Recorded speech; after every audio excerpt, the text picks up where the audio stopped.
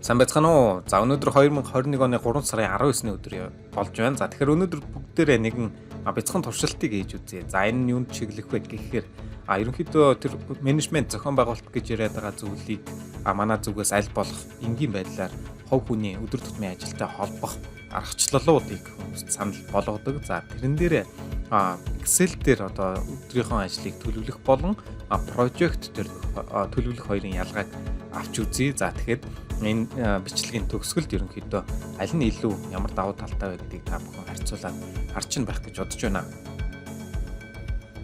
За тэгэхээр эхлээд Excel дээр хэрхэн төлөвлөгөө хийдэг ерөнхий процессын талаар авч үзье. За тэгэхээр би ямар нэгэн төлөвлөгөө хийхэд бол эхлээд Excel дээр багнууд буюу толгойнуудыг үүсгэх ёстой. За ажилбарын нэр, номер, дугаарлалт, үргэлжлэх хугацаа, дуусах нөөц гэх мэтчлэн өөрийг оруулахыг хүсэж байгаа тэр өгөгдлүүдэд оруулаад дараа нь тэр доотлолт нь ажилбаруудаа жигсааж бичнэ. За тэгээд ард талд нь дахиад нөгөө нэг ажилбаруудаа харгалзах үргэлжлэх хугацаануудыг бичнэ. Тэгтэл дахиад ард талд нь эхлэх болон дуусах хугацаануудыг нэг бүрчлэн тооны машинаар ч юм уу толгой дотроо бодоод ингэж өөр хооронд нь уялдуулж механик үйлдэл бодолтоор оруулж өгөх хэрэгтэй байгаа.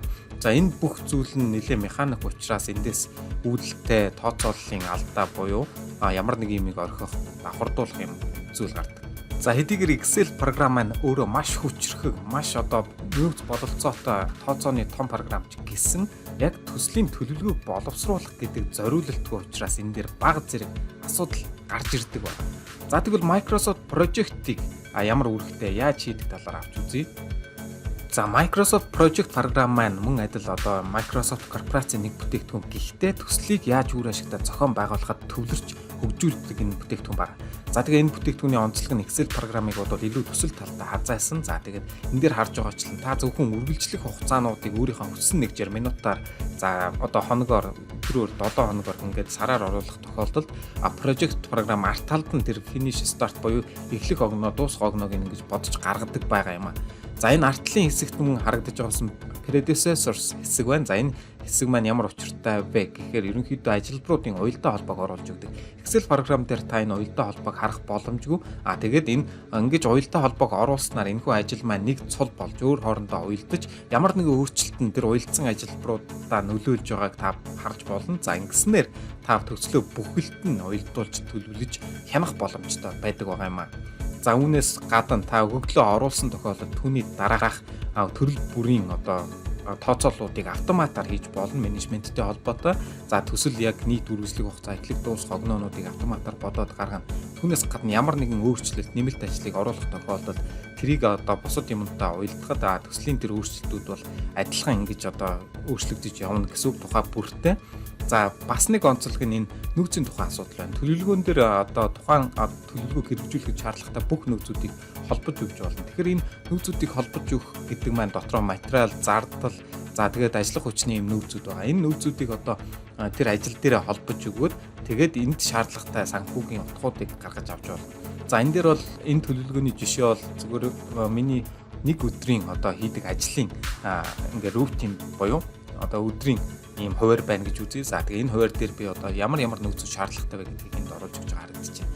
За тэгэхээр энэ дээр бол өглөө босоод би нэг ширхэг өндөг идэх гэдэг бол нэг төрлийн нөөц тэгээд оруулж өгч байна. За энийг та бүр том төслөөр хийж болно тийм.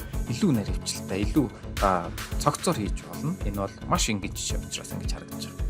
За энэ мэтчлэн иймэрхүү давуу талтай. За хоёр дахь давуу тал бол энэ project програм дээр та төлөвлөгөөний шинжилэл тодтголыг хийж өгч болно. За Excel дээр бол та саяных шиг ингэж жижигхэн багнаар оруулж өгч болно.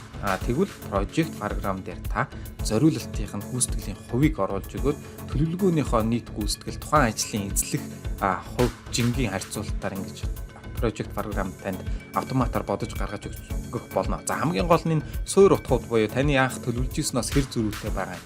Яг бодит гүйцэтгэл нь яг хугацаанд эхэлсэн юм уу? Эсвэл сунжирсан юм уу? Эсвэл ингээд бодож ирсэнээс бага хугацаанд хэрэгжсэн юм уу гэдэг бүх юма та тухай бүрт нь хянаад оруулаад өгвөл project програм танд яг бодит нөхцөл байдлыг маш энгийнээр тэгээд хурдтайгаар автоматар бодож гаргаж өгөх боломжтой байдаг. За энд та бүгд харж байгаачлан доотлын хэсэг нь бол саарл нь бол яг бодит анх төлөвлөж исэн төлөвлөгөө боловч бодит гүйцэтгэл нь сунжраад зарим нь ингээд хойшоолсон, зарим нь урагшилсан байгаа харагдаж байна.